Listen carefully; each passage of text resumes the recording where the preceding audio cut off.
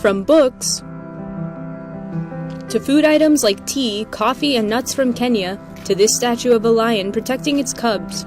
Every time the Pope meets with a head of state or another world's leader, there is always a cordial gift exchange, and 2020 was no exception. For instance, the president of Ukraine gave the Pope this porcelain bowl with a lid handle in the form of a lamb.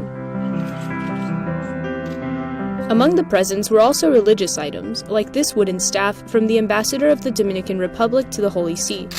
De la Isabela, lugar donde se celebró la primera misa. One of the most anticipated meetings this year was the one with Alberto Fernandez.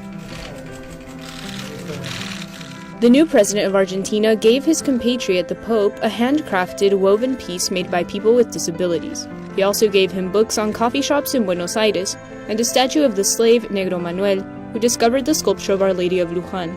In a year so deeply impacted by the COVID-19 pandemic, the Pope also received several practical gifts to address the global crisis.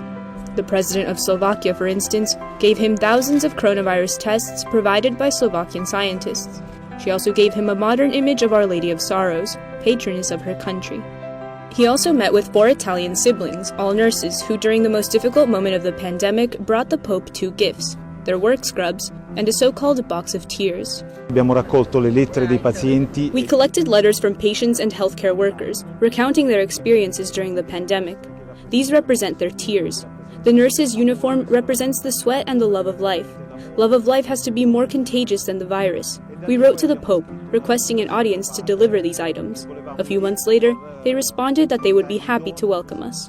During these meetings, the Pope usually gives his guests rosaries with his emblem, medals commemorating the current year of his pontificate, sculptures representing peace, and a collection of written works from his pontificate.